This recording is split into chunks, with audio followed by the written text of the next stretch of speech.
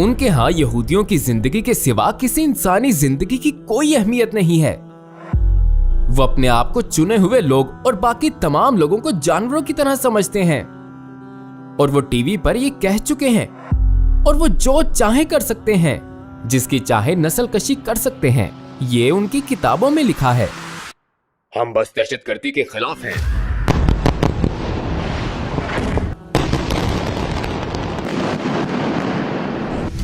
ये लोग अपने शहरियों के अलावा किसी और के लिए इंसाफ और आजादी पर यकीन नहीं रखते। यही उनकी असलियत है और ये उनके इक़दामात से बहुत वाज़ेह है। कोई एक मुजम्मत भी नहीं। हमने 2000 बच्चों की हलाकत पर मुजम्मत का एक लफ्ज भी नहीं सुना। अब तक 2000 बच्चे हलाक हो चुके हैं।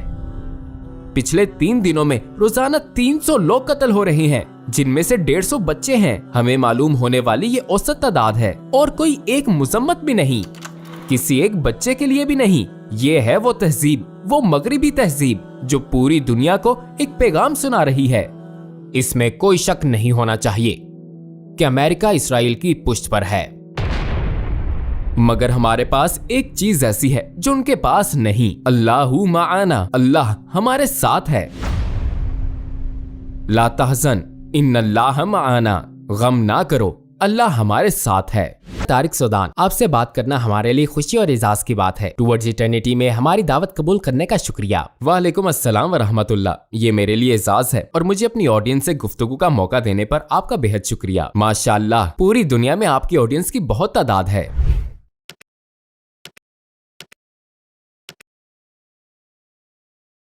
आज हम आपसे फलस्तीन में होने वाले हालिया वाकयात के बारे में पूछेंगे।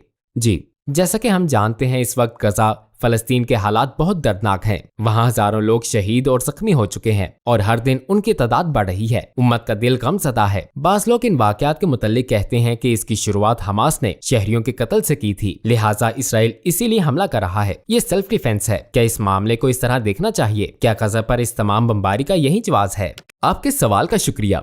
मगरबी मीडिया पर यह ढिंढोरा बहुत ज्यादा पीटा जा रहा है और वो पूरे मामले को यूं दिखाने की कोशिश कर रहे हैं जैसे ये सब कुछ 7 अक्टूबर को ही शुरू हुआ है। नहीं, ऐसा नहीं है। ये 75 साल पहले शुरू हुआ था, बल्कि इससे भी पहले शुरू हो चुका था। इसका आगाज तब हुआ जब बरतानिया ने फलस्तीन पर कब्जा किया और इसे इसराइलियों को तोहफे में दे दिया और फिर इसराइली पूरी दुनिया में आए। यहाँ तक कि प्रेसिडेंट ने भी वीजे के लिए अप्लाई किया। हमारे पास उस वीजे की तस्वीर है। उन्होंने फलस्तीनियों से उनकी जमीनें ले लीं और जब फलस्तीनियों ने मज़ाहमत शुरू की तो उसे उन्होंने खुद पर हमला करार दिया। ये हमला नहीं है, ये सेल्फ डिफेंस है, ये मज़ाहमत है। अगर आप मेरे घर पर कब्जा कर लें और मैं आपको बाहर निकालने की कोशिश करूं तो ये मज़ाहमत है। मगर आप मेरी मज़ाहमत की एक तस्वीर लेते हैं, फिर उसे पूरी दुनिया को यूं दिखाते हैं जैसे मैं ही जालिम हूं। यह अहमकाना बात है। यहूदियों, इसराइलियों और बरतानियों ने जो कुछ किया वो इंसानियत के खिलाफ बहुत बड़ा जुल्म है। मज़ाहमत करना और अपने मुल्क को आजाद करवाना किसी भी मकबूजा कौम का हक होता है। आपकी ऑडियंस सारी दुनिया में है। आप सबसे मेरा एक सादा सा सवाल है, अगर आपके मुल्क पर कब्जा हो जाए तो आप क्या करेंगे? क्या आप सारे जराए इस्तेमाल करके उसे छुड़ाने की कोशिश नहीं करेंगे? फलस्तीनी भी यही कर रहे हैं। क्या मैं पूछ सकता हूँ कि मुसलमानों ने इसराइलियों के साथ माजी में ऐसा क्या किया जिसके जवाब में वो ये सब कर रहे हैं? मेरा मतलब है, क्या इसराइली किसी किस्म का बदला ले रहे हैं? अखी अहमद, मैंने इस्लामी तारीख के हवाले से अपने इंसाइक्लोपीडिया में पूरी तारीख लिखी है जो दुनिया बनने से लेकर आज तक है, और यहूदियों ने तारीख के जो 2 बेहतरीन जमाने गुजारे हैं उनमें से एक अंदलस स्पेन में मुसलमान हुकूमत के मातहत था और ये उनकी किताबों में मौजूद है। वो इसे यहूदियों का सुनहरी दौर कहते हैं। उनकी किताबें इस पर गवाह हैं और वो अपनी किताब का हवाला देते हैं। जबकि दूसरा जमाना वो था जब वो आलमी इस्लामी रियासत सल्तनत उस्मानिया के मातहत रहे। उन्हें कभी नहीं सताया गया। उनके इबादत खाने कायम रहे।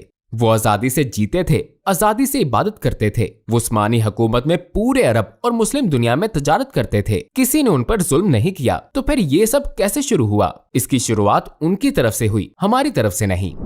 तो हम गजा पर होने वाले इन हमलों की कौन सी बुनियादी वजूहात तलाश कर सकते हैं? क्या उनका अकीदा उनसे ये सब कुछ करवा रहा है? क्या ज़ोयनिस्ट अपने मजहब की तालीमात पर अमल कर रहे हैं, या उनका कोई और एजेंडा है और वो मजहब को एक बहाने के तौर पर इस्तेमाल करते हैं? मैंने यहूदियों का इंसाइक्लोपीडिया लिखा है जिसमें यहूदियों की पूरी तारीख दर्ज है। मैंने उनका पूरा अकीदा लिखा है जो उनकी किताबों तौरात और तलमूद में है। और मैंने इसराइल में उनकी मौजूदा सूरत हाल के मुतालिक लिखा है। 2 चीजें हैं। सबसे पहली बात, उनके मजहब, उनके अकीदे में ये बिल्कुल वाज़ेह है कि वो अपने आप को चुने हुए लोग और बाकी तमाम लोगों को जानवरों की तरह समझते हैं। और वो हाल ही में टीवी पर ये कह चुके हैं, हम सब ने सुना था, यानी उनके यहाँ यहूदियों की जिंदगी के सिवा किसी और इंसानी जिंदगी की कोई अहमियत नहीं है।